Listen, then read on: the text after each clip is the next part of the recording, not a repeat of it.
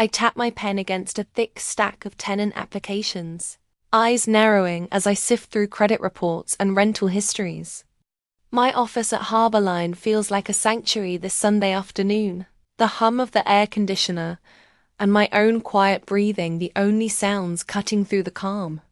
The building at 510 West Alder has been my proudest investment to date, and reviewing potential tenants for the newly finished third floor feels like placing the last perfect piece in a puzzle I've been building for years.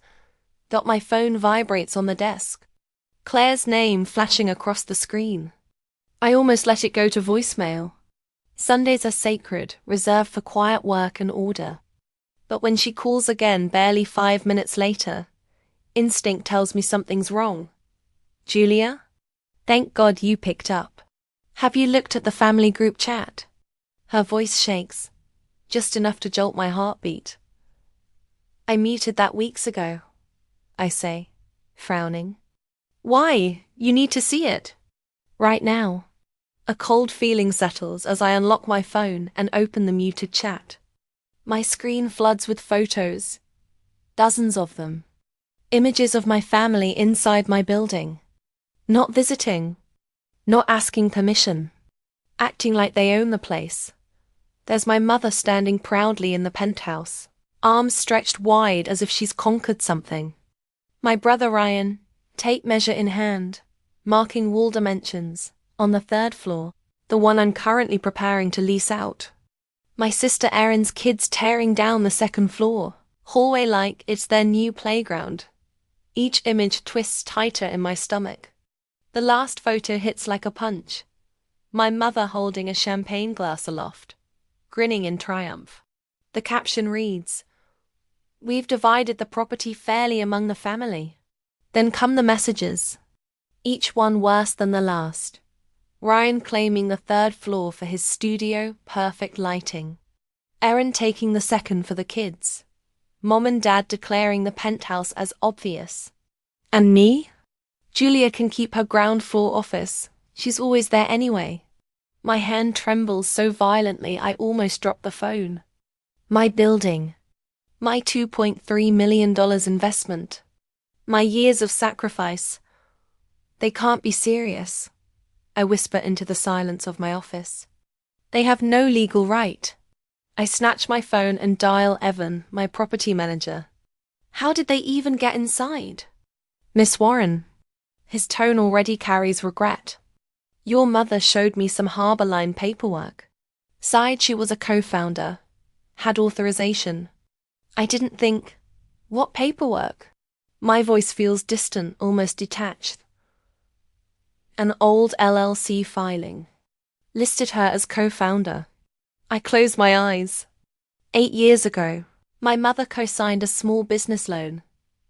$15,000 to help build my credit when I was just starting out. The loan had been repaid, every cent with interest. I'd removed her name from every account with notarized proof. That document he saw, obsolete. She has no authority, I say sharply. None. That building was purchased solely by me. 3 years ago. I'm already pacing, connecting the dots. Her innocent questions about my floor plans. Ryan's curiosity about tenant contracts. Erin's sudden interest in my business structure. This wasn't confusion. It was a setup. My next call is to Michael Reeves, my attorney. Michael, I need you at 510 West Alder immediately. My family's attempting a constructive takeover. Bring the corporate filings and property deeds. Then security. This is Julia Warren. I want every exit covered. No one leaves the premises until I arrive. The 10-minute drive stretches into eternity. Every red light feels like an obstacle placed by fate itself. When I finally pull into the parking lot, I'm greeted by unfamiliar cars, my relatives. Aunts, uncles, cousins, all invited to this absurd event. Deep breath. Shoulders squared. Walk in like the owner. Because I am. The lobby doors swing open and my mother's voice greets me like a bad melody. Oh, there you are, Julia. Come join the celebration. My lobby, my lobby, is transformed. A huge banner drapes across the ceiling. Warren family estate planning dinner. Clusters of relatives sip champagne, chatting like this is some grand family reunion.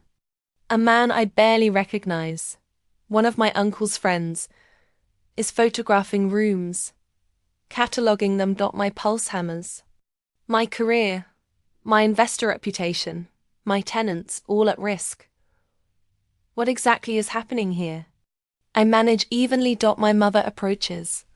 Arms open for a hug. I refuse. We're planning the Warren family's future, she says sweetly. Everyone deserves their share of the legacy. The Warren legacy? I repeat, each word colder than the last. You mean my building? The one I purchased?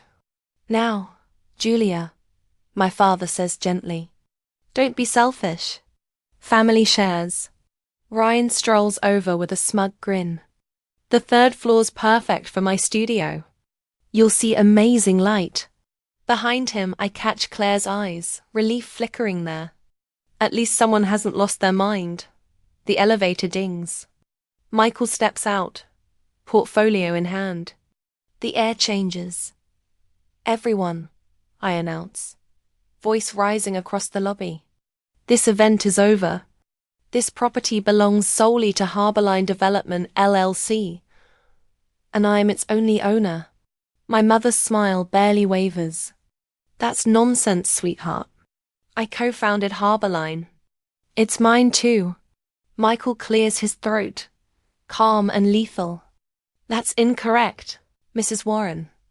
I have the current filings right here showing Julia Warren as the sole owner of Harborline Development and this property. What you're attempting isn't just inappropriate. It's legally actionable. Right on cue, security arrives. 4 officers fill the doorway. The champagne glasses lower. Conversations die mid-sentence. My mother's face tightens, her tone suddenly wounded. You're choosing money over family. After everything we've done for you. I meet her eyes, steady and unflinching. No, Mom. I'm choosing ownership. One by one, they gather their coats and purses. Ryan glares. My father avoids my gaze, and my mother pauses at the door. This isn't over, Julia, she hisses. Family means sharing. This was never yours to share, I reply. When the last of them leaves, silence returns, thick and echoing. The banner droops pitifully, half torn from the wall. Claire approaches, touching my arm. Thank you for calling me, I tell her softly. They've been planning this for weeks, she admits. I couldn't go along with it anymore. Michael flips through his notes. We'll update the security codes and send cease and desist letters first thing Monday. I nod, staring at the wreck of my once pristine lobby. This wasn't chaos. It was coordinated. A deliberate attempt to steal everything I built. And I know it's not finished. Morning sunlight filters through the lobby's tall windows as the locksmith kneels at the main doors, tools scattered beside him. The rhythmic click of metal against metal fills the air. My own strange symphony of restoration. Every lock in the building, I confirm, and keypad systems for the penthouse and my office. Evan hovers nearby, looking more like a man awaiting judgment than a manager. Miss Warren, he begins, voice tight. I've prepared a full incident report about how your mother gained access. He hands me a manila folder, trembling slightly. I should have verified everything, he adds. There's no excuse. Walk me through it, I say, not opening the file yet. He swallows. She came Friday afternoon with Ryan. Showed me copies of an old LLC certificate. Her name as registered agent. Even had an IN letter listing her as the responsible party. Said you were restructuring Harborline's management and needed building measurements for a new family office. And you believed her, I say flatly. She had documentation, Miss Warren. And she's your mother. I didn't think. That's the problem, I interrupt quietly. None of us thought they'd go this far. Finally, I flip open the folder. Evan's report is thorough.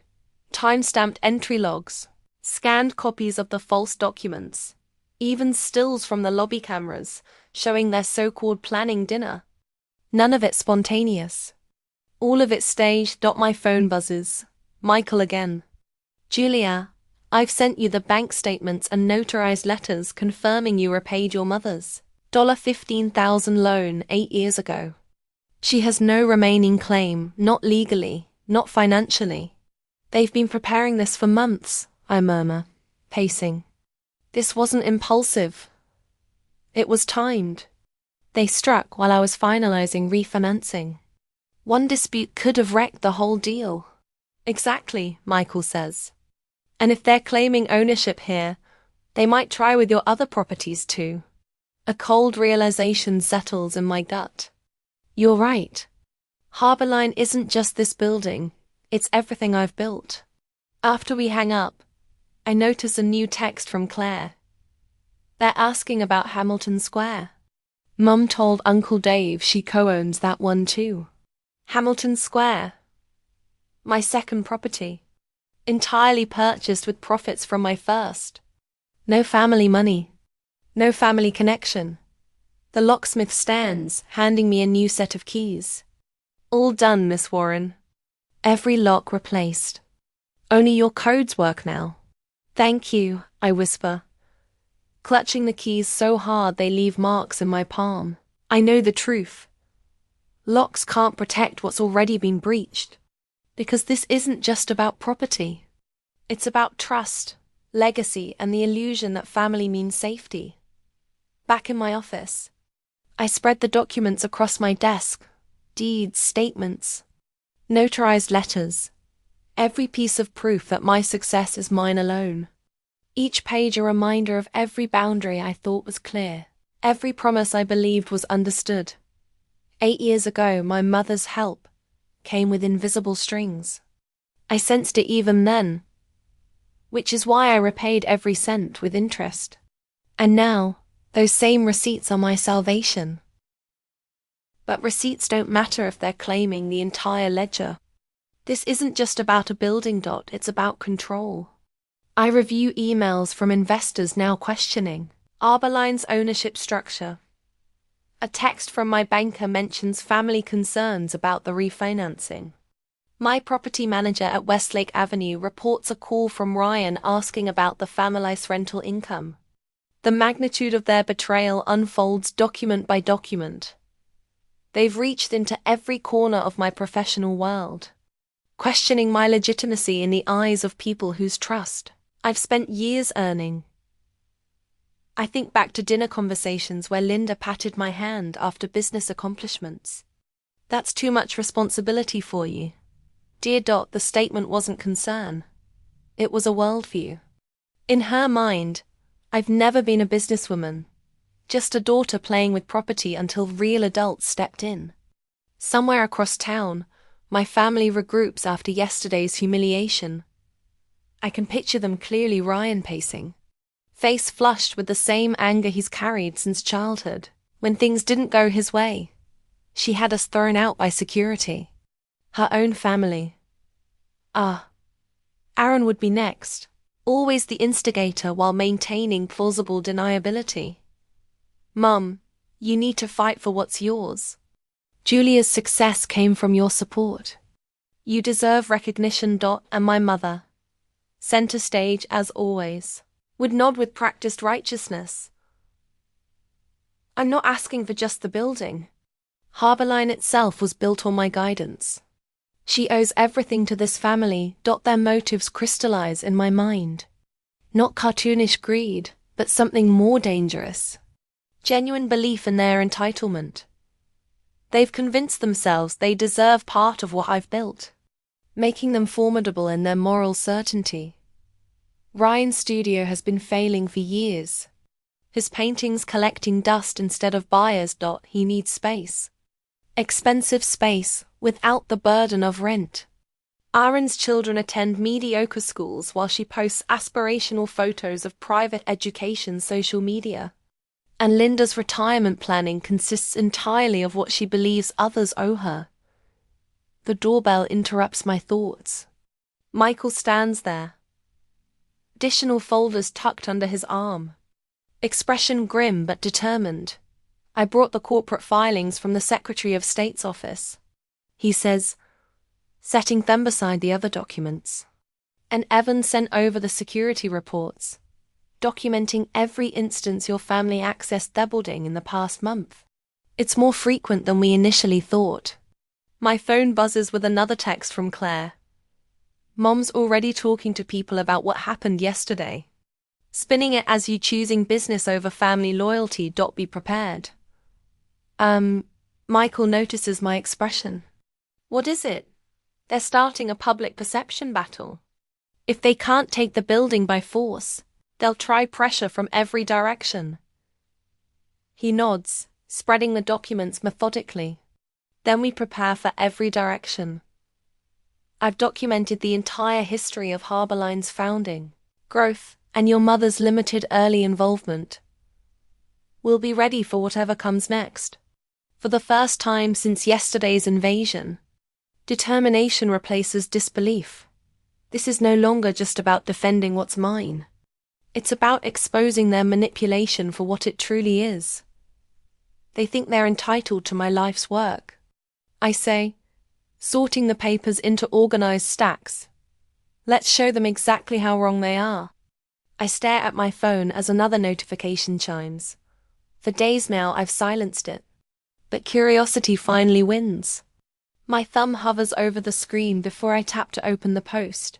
Linda Warren's profile picture smiles back at me. Her public status update, already collecting sympathetic comments.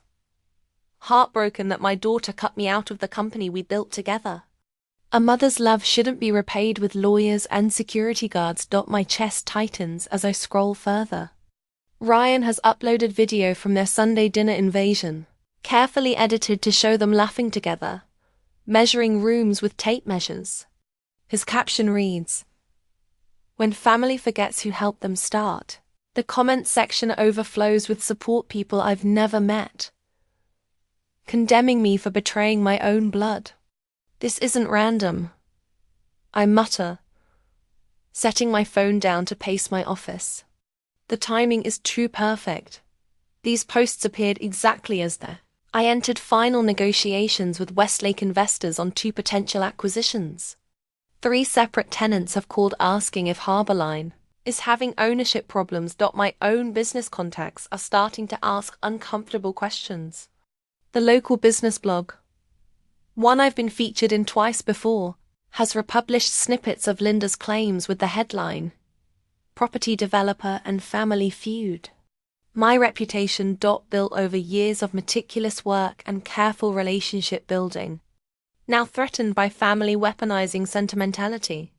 I checked the timestamp on Ryan's post, uploaded during my investor meeting yesterday. Not coincidence. Strategy. My phone buzzes again. 4 missed calls from current tenants. 2 emails from potential investors requesting clarification on ownership structure. This isn't just an emotional attack. It's a coordinated strike against my business. I dial Michael's number. "Have you seen what they're posting?" "I was about to call you," he answers.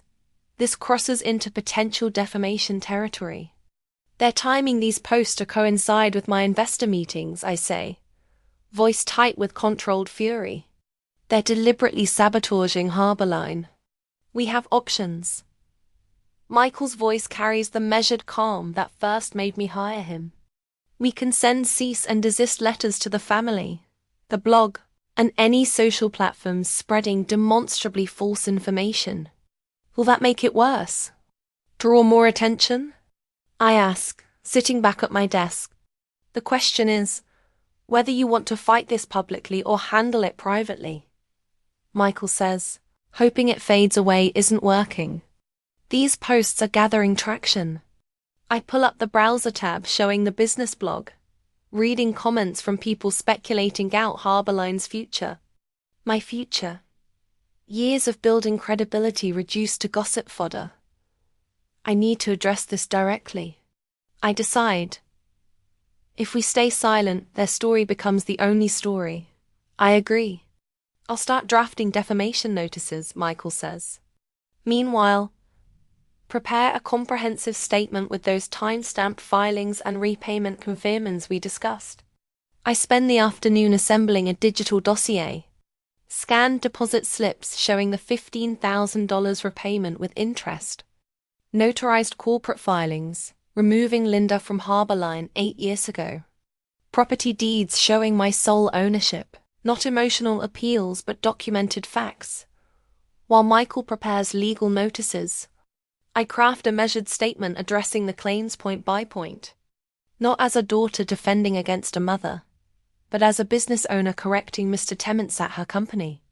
The notices have been sent. Michael calls the next morning. To the blog, to the social pages where the claims appeared, and directly to your family members. I watch my computer screen refresh.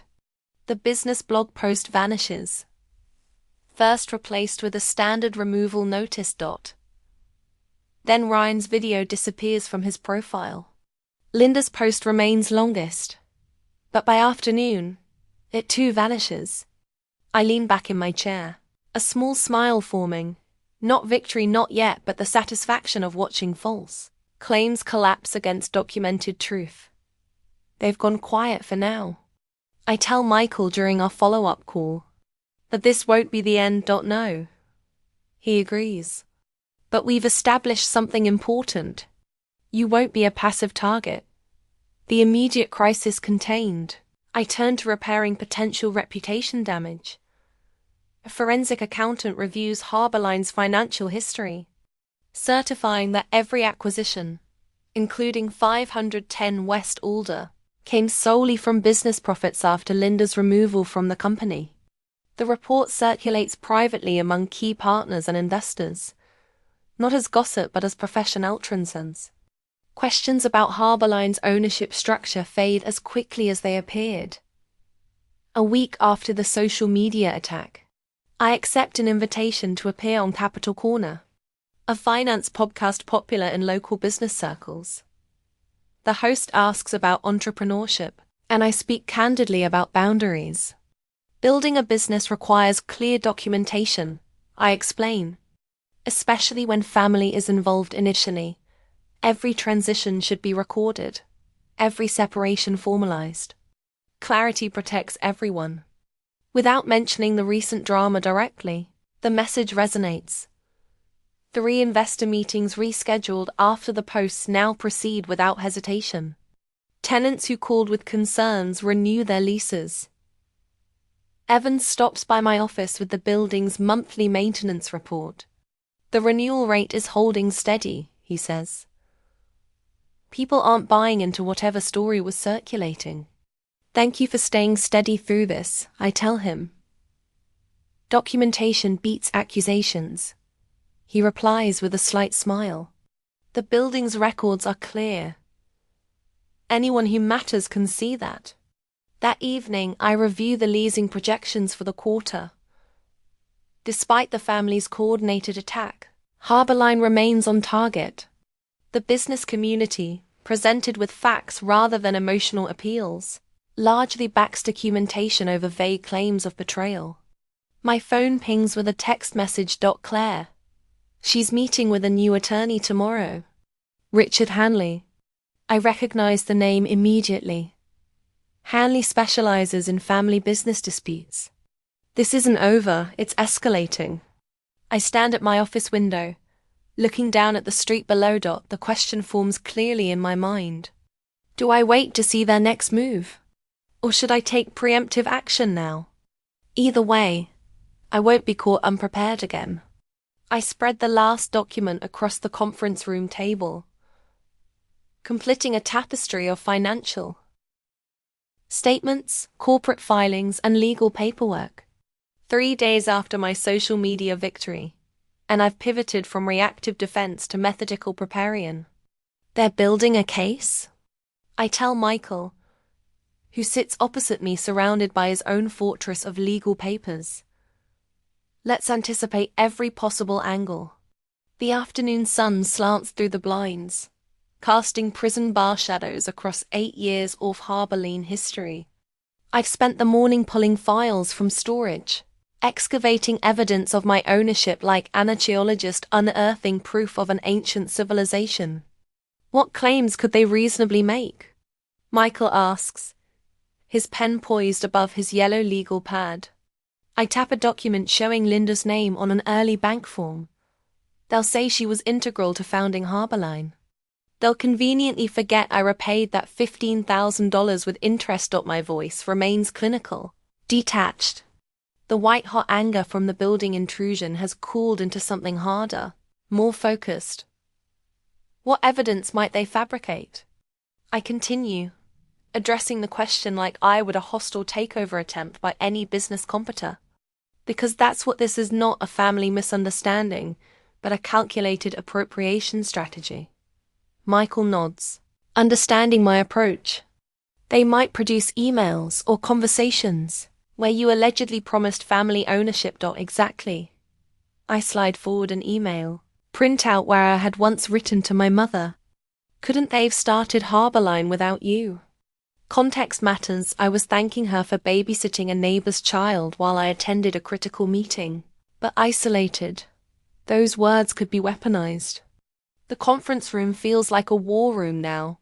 My earlier public victory provided temporary satisfaction, but I recognize it for what it was, a skirmish, not the war. We need to document everything, I say, opening my laptop. Every interaction Linda ever had with Harbourline. Every time she was explicitly removed from documentation.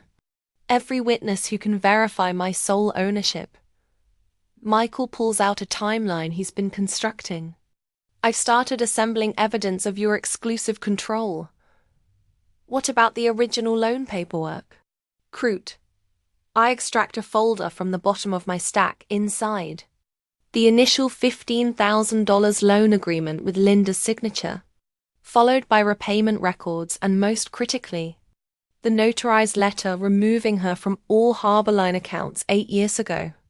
She signed this, I say, sliding the release across the table, acknowledging full repayment and removal from the company. For hours, we work with cold precision, cataloging every document that establishes my ownership. Each page represents another brick in the defensive wall I'm building. I provide Michael with a complete chronology of Linda's involvement from that initial co-signed loan to her official removal from all paperwork years before I purchased 510 West Order. We should coordinate with your forensic accountant, Michael suggests. Organizing documents into labeled folders. Have him trace the ownership trail for all assets. I nod, already typing an email. I want verification that every property acquisition occurred after Linda's removal from the company. This isn't confrontational action. It's preparation work. The social media counterstrike bought me breathing room, but I recognize the pattern forming. My family isn't retreating. They're regrouping. The security footage from their intrusion, I say, pausing over my keyboard. I want it preserved and analyzed. Note everyone present, what areas they accessed, any documents they photographed. Michael raises an eyebrow. You're expecting this to escalate beyond social media? I'm preparing for every scenario. I pull up the building's security system on my laptop, bookmarking footage from the family dinner invasion. If they're willing to orchestrate a physical takeover attempt and then a public smear campaign, legal action isn't far behind. My phone buzzes with a text. Claire, Mom meeting with Richard Hanley tomorrow. 2 p.m. My stomach tightens. Richard Hanley, a name well known in business circles for handling family business disputes.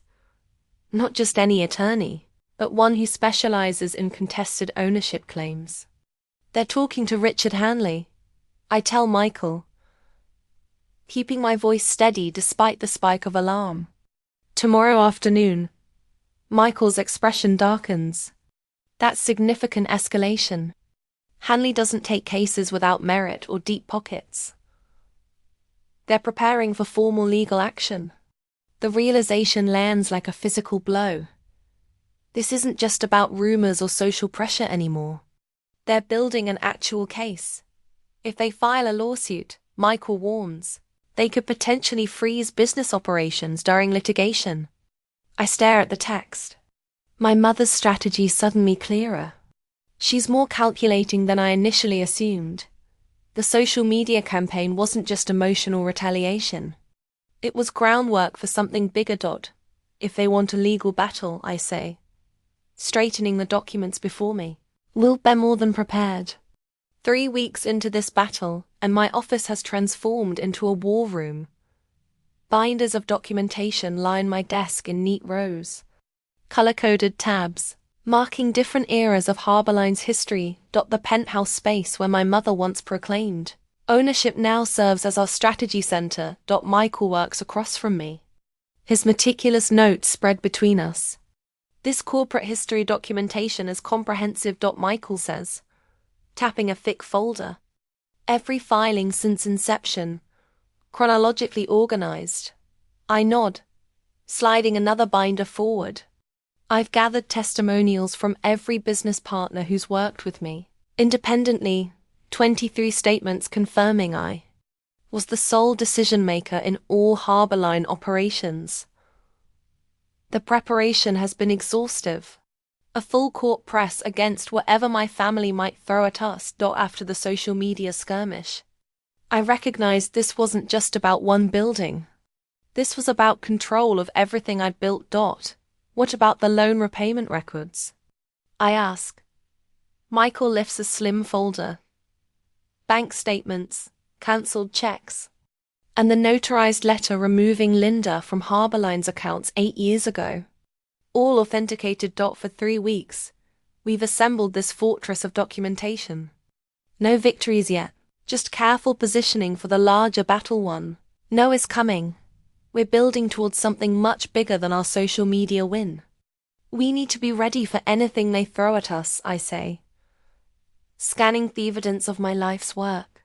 Michael straightens his tire habit when he's preparing to deliver unwelcome news. Julia, we need to discuss worst-case scenarios. If they've found an attorney willing to take this case, then we'll be prepared. I finish for him. That's what this is all about. The knock at my door is soft but urgent. Claire stands in the doorway, her face pale. It came, she says, extending a thick manila envelope. I was meeting Mom for lunch when the courier arrived. The return address bears an unfamiliar law office, Richard Hanley, attorney at law. My fingers feel numb as I slide the document from its envelope. The heading hits me like a physical blow. Linda Warren, Ryan Warren, v. Harborline Development, LLC. My family members listed as plaintiffs. My company as defendant. Black and white proof that my mother, brother and sister have declared legal war. I need a minute, I whisper. Michael and Claire step outside, giving me space as I scan the lawsuit. My heart pounds against my ribs as I read their claim. Implied partnership and ownership interest in the entirety of Harborline Development, LLC. Not just the older building. Everything. When Michael returns, I'm already pulling additional files from cabinets. We need to accelerate our timeline. I tell him, voice steadier than I feel. They found an attorney willing to take this. That changes things. Michael reviews the complaint, his expression darkening as he flips through their exhibits. They've done their homework, he admits. Their exhibits appear legitimate on the surface. I scan their evidence list. The original Harborline filing, naming Linda as registered agent. An IN letter listing her as responsible party. Bank transfer records showing $15,000 marked family contribution. Screenshots from their family dinner labeled as a Harborline management meeting. And an old email where I'd written, "Couldn't have started Harborline without you." Words of gratitude twisted into evidence of ownership. We have the amendment filing from 2 years later. I remind him, and proof the $15,000 was repaid with interest. My phone rings an unknown number. Michael gestures for me to put it on speaker. Miss Warren, this is Judge Thornton's clerk. We've received an emergency filing from Richard Hanley. Regarding Harborline development. I catch Michael's eye as the clerk continues. Mr. Hanley has filed for a preliminary injunction to preserve company assets. He argues Harborline is refinancing and transferring property belonging to all founding members. The air leaves my lungs as she delivers the final blow. Judge Thornton has issued a temporary administrative hold on Harborline's order operating accounting review. The hearing is scheduled for next Thursday at 9 a.m. After she hangs up, the silence feels suffocating. It's just procedural, Michael assures me. A week at most. But it halts the refinancing deal. I finish. The one that would have funded the Monroe Street acquisition. My phone begins buzzing with notifications. Investors asking questions. Vendors seeking clarification. The damage is already spreading beyond the courtroom. It's temporary, Michael says. But it gives their story weight. People will wonder if there's truth to it. I turn to the window, watching pedestrians passing below, unaware that my life's work hangs in the balance. All our preparation now needs adaptation for immediate response. Then, we'll crush the illusion with facts. I say, turning back to face him, all of it. Every document. Every witness statement. Every bank record. We'll bring it all. The administrative hold is just a procedural speed bump, but the implications reach further. This isn't just about defending what's mine anymore. It's about proving who I am. My family has made their move. Now I'll make mine. On Monday next week, I watch the local news with a knot in my stomach as the anchor's voice fills my darkened office. Co-founder sues daughter over multi-million-dollar portfolio. The Warren family feud escalated today when Linda Warren filed suit against her daughter Julia, claiming ownership rights to Harborline Development, LLC. My phone vibrates with another call from the regional bank, their third today. I silence it, adding it to the growing list of fires I'll need to extinguish. The temporary administrative hold has morphed into something far more dangerous. Our primary credit line now paused pending resolution. Vendors have been calling hourly, demanding clarification about Harborline's ownership structure. 3 potential tenants have backed out of lease negotiations.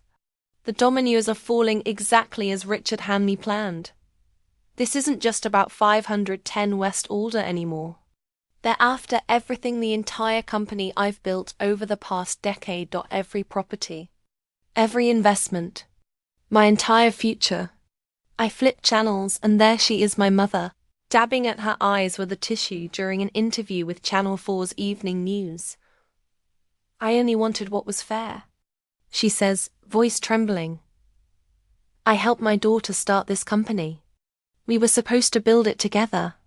And then she just pushed me out. The reporter nods sympathetically. And now you're fighting to reclaim what you believe is rightfully yours. Any mother would do the same, she answers. I snap off the television, hurling the remote across the room. It clatters against the wall, batteries scattering across the hardwood floor. The office feels cavernous at night. Blueprint tubes lean against walls like silent sentinels. Filing cabinets stand guard over years of meticulous documentation. This place used to feel like sanctuary. Now it feels like a fortress under siege. I move to the window, pressing my forehead against cool glass. 8 floors below, traffic lights change in empty intersections. The city sleeps while my life unravels. A memory surfaces sitting at our kitchen table years ago. I couldn't have been more than 2'6". My mother stood behind me, guiding my hand as I filled out my first LLC paperwork. "We'll build something together," she'd said, squeezing my shoulders. I'd thought she meant support, encouragement, kind of faith mothers are supposed to have in their daughters. I never imagined she meant literal ownership, that someday she'd claim rights to everything I'd built. This was never about family connection. It was about control. And Richard Hanley, that shrewd, calculating shark, is using every legal maneuver to give their lease temporary traction. The administrative hold was just the beginning. Now he's pushing for a complete freeze on operations pending ownership review.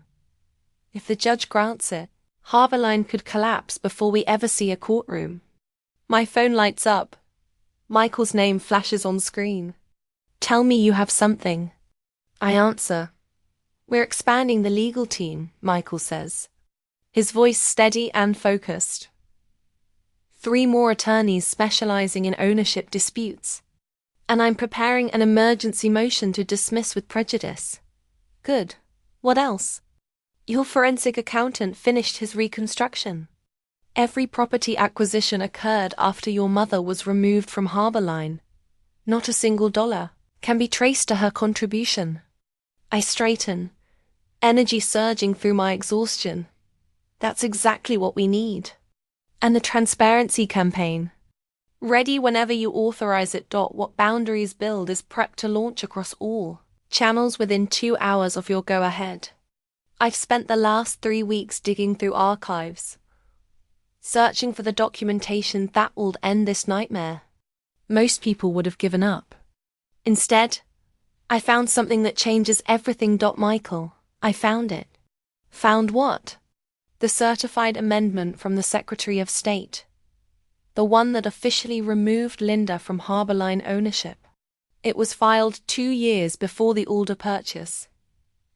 Silence hangs between us for 3 heartbeats. "You're certain?" he finally asks. Completely. The date stamp is clear. September 18th. 2 full years before I bought Alder. It undermines their entire case. This changes our approach. We can file for immediate dismissal. I pace the length of my office, mind racing through scenarios, weighing options with the clarity that comes from knowing you're right.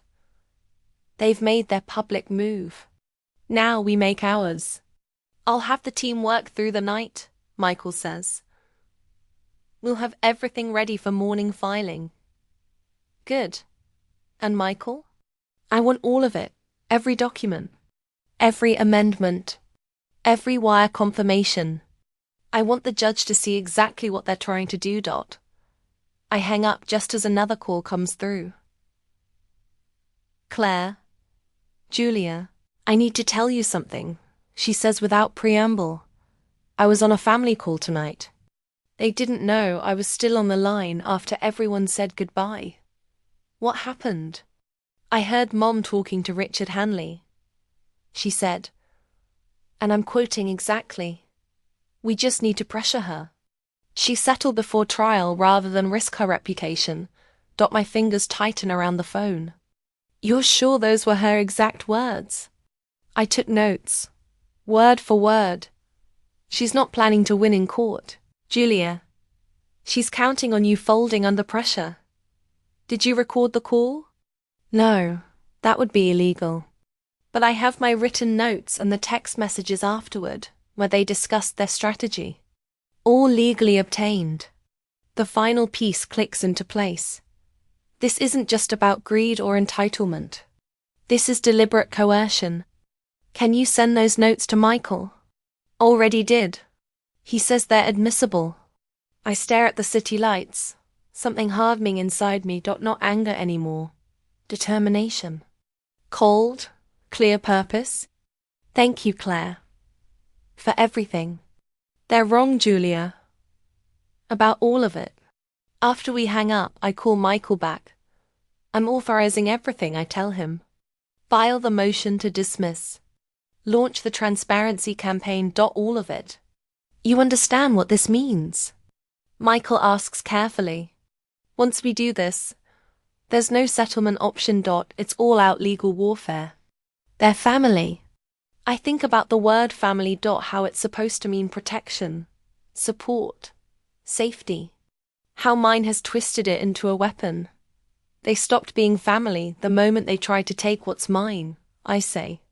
They chose this battlefield. Now they'll face the consequences. The judge will see through their scheme. Michael assures me. The documentation is bulletproof. There's one more thing I need to know, I say. Are you sure you want to fight this publicly? Once we launch the campaign, everything will be exposed. I turn away from the window, facing my reflection in the darkened glass. The woman looking back at me isn't the same one who stood shocked in her lobby, watching family members measure her rooms. She's stronger, sharper, ready.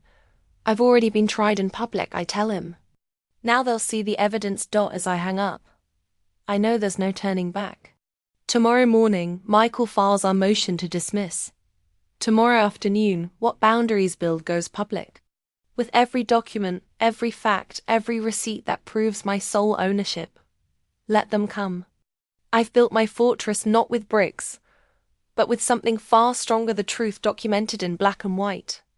And unlike family loyalty, paper doesn't lie. On Thursday that week, I step into the courthouse. Heartbeat thrumming in my ears. Reporters cluster outside like vultures. Camera flashes exploding against the stone facade. The marble floors gleam under fluorescent lights as I follow Michael through security. Past wooden benches filled with strangers whose lives hang in similar balance.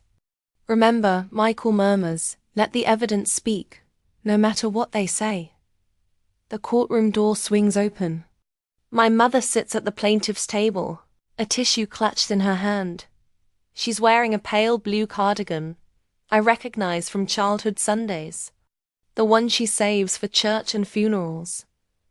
Ryan slouches beside her, uncharacteristically subdued in a borrowed suit. Richard Hanley arranges papers with practiced efficiency, not bothering to look up as we enter. Our footsteps echo against wood paneling as we take our places. The room smells of furniture, polish, and desperation. I catch Claire's eye from the gallery, her slight nod giving me courage as the bailiff calls the court to order. Judge enters, his gaze sweeping the room before settling on the stack of motions before him. Warren versus Harbor Line Development, he announces, voice carrying the weight of 40 years on the bench. I've reviewed the filings. Let's proceed. Richard Hanley rises first, straightening his tie with manicured fingers. Your Honor, this case is fundamentally about a daughter erasing her mother from a family business they built together. He strides toward Linda, placing his hand on her shoulder. Mrs. Warren helped found Harbor Line Development. She provided capital, guidance, and her name to establish her daughter's company. Linda raises her head, tears glistening. She pulls the iron letter from her purse, holding it like a holy relic. I just wanted to help my family, she says, voice trembling, to create something we could all share. The performance is flawless.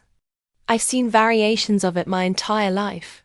At parent-teacher conferences, when I got awards. At dinner parties, when describing my first property purchase. Linda Warren, the selfless mother who made everything possible. The documentation shows, Hanley continues, that Mrs. Warren was listed as a responsible party on the original iron application. She contributed $15,000 to capitalize the business. She was, by any reasonable definition, a co-founder whose interests have been systematically aired. Michael rises, his movements measured against Hanley's theatrical flourishes. Your Honor, if I may. He opens his leather portfolio, the same one he carried when we confronted my family in the lobby weeks ago. The plaintiff's entire case rests on outdated documents and deliberate misrepresentations. He places the amended operating agreement on the projector. The timestamp glows on screen. 8 years ago, notarized. Filed with the Secretary of State. This amendment, properly executed and filed, removed Linda Warren from any ownership role in Harborline development. It was signed by all parties, including Mrs. Warren herself. My mother flinches, but recovers quickly. I didn't understand what I was signing. Then perhaps you'll understand this. Michael counters, producing another document. A release of guarantee, acknowledging receipt of $15,000 plus interest, releasing you from all obligations related to Harborline development. He places the document on the projector. My mother's signature stands bold against white paper, undeniable. Your Honor, Michael continues, the plaintiff claims ownership interest in properties acquired by Harborline, including 510 West Alder. However, our forensic accountant has prepared this timeline. The projection shifts to a detailed spreadsheet. Every property in Harborline's portfolio, including 510 West Alder, was acquired years after Linda Warren was removed from the company. These acquisitions were funded entirely by Harborline's business profits, with no contribution from the plaintiff. Judge Williamson leans forward, studying the documentation with narrowed eyes. Furthermore, Michael says, we have evidence suggesting this lawsuit is not a good faith effort to resolve ownership disputes, but rather a pressure tactic designed to force a settlement. He produces Claire's transcript, bound in a blue folder. This is a written record of conversations between the plaintiffs, documented by a family member present during their planning sessions. The judge accepts the folder, reading silently. His expression darkens with each page turned. Mrs. Warren, he says finally, looking up at my mother. Did you state that your goal was to pressure Julia into settling before trial? Linda's mouth opens, closes. For perhaps the first time in her life, she has no ready performance. Your Honor, Hanley interjects. Family discussions taken out of context. I asked Mrs. Warren. Judge interrupts, voice cold. We just wanted what's fair. My mother manages. And this, Michael says, playing the final card, is security footage from 510 West Alder, showing the plaintiffs measuring rooms, assigning spaces, and planning renovations without any legal right to the property. The video plays unmistakable. My family dividing my building like conquered territory. Ryan measuring the third floor with a laser tool. Aaron's children running through hallways. My mother raising a champagne glass in the penthouse. Judge watches without expression. When the footage ends, the silence hangs thick as summer humidity. Mrs. Warren, he says finally, you admitted your goal was to pressure your daughter into settlement. That's coercion, not partnership. He closes the folder with finality. This court finds no merit whatsoever in the plaintiff's claims. The case is dismissed with prejudice. My breath catches. Dismissed with prejudice, cannot be refiled. Furthermore, the judge continues.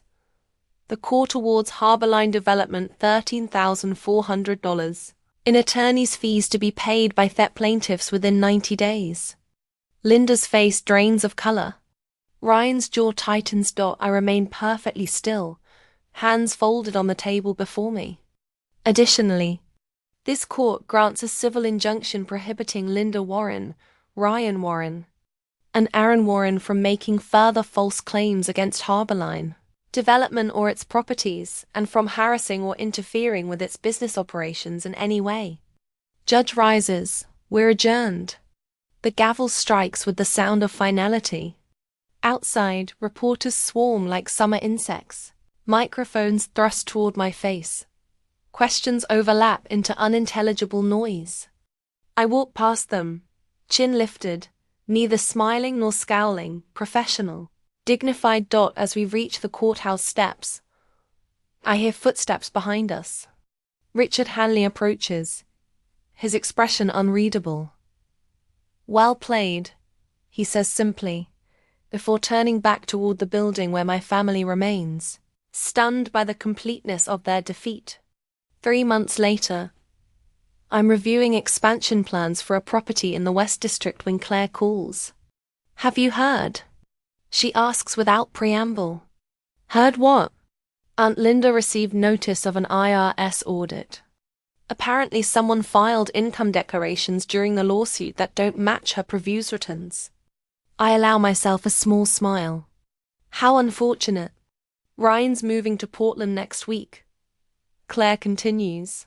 And Aaron's influencer business lost 3 module sponsors after the court documents became public record. I trace my finger along blueprints for the West District property. And Linda? Hasn't been seen at the country club in weeks. Cancelled her standing lunch reservation at Meridian. Dad says she's talking about visiting cousins in Florida for an extended stay. After we hang up, I walk through the 5th-floor conference room of 510 West Alder, the penthouse my mother had claimed for herself. Floor to ceiling, windows overlook the city my family thought they could take from me. Michael joins me, setting his briefcase on the conference table. "The refinancing came through. You're clear to move forward with the West District acquisition. The documentation strategy worked perfectly," he adds, smiling slightly, "exactly as we planned." I nod, thinking of Claire's loyalty, Michael's methodical approach, the security team's immediate terrorsphones that first day. We had good people. I dot below. The Gestrians move along sidewalks, each pursuing their own ambitions, fighting their own battles. None of them knowing that within these walls, a siege has ended, and a victor emerged. Not the victor my family tried to create, but something far more powerful. A woman who chose ownership. I sign the last document with a flourish and slide the stack across the polished conference table to Michael. 6 months after the court victory, Harborline's refinancing is complete, the very deal my family tried to block.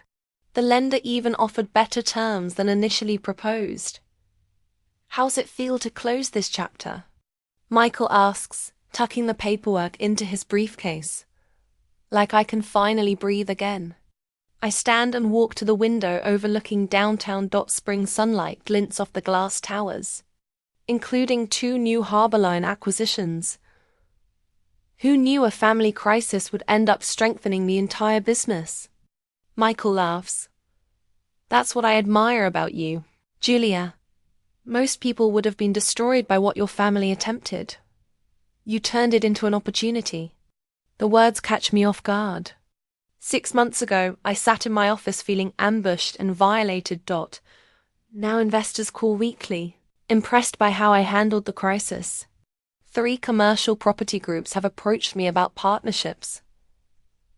The business community that witnessed my family's public attack now respects me even more for my strategic response. I never wanted this fight, I admit, but it made me stronger. Back at the office, I find Evan reviewing security footage, one of our new protocols. After my family manipulated him with outdated paperwork, we implemented comprehensive verification procedures. Every Harborline property now requires biometric access for sensitive areas, document authentication systems, flag expired filings. These safeguards protect not just against my family, but against any similar attempt. "Miss Warren," Evans says, standing as I enter. The new security team at Westlake Plaza completed their training. All access codes updated. I nod. "Good, and please, after everything we've been through, just call me Julia. The tenant applications on my desk remind me of that Sunday 6 months ago.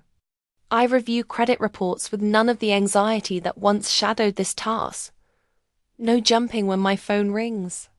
No second-guessing my right to make decisions about my own properties. Later that afternoon, I meet with my new legal team, not just Michael, but 3 additional attorneys on permanent retainer. The court victory taught me that proper legal representation isn't an expense. It's an investment. Together, we've created airtight ownership documentation for every Harbour Line property.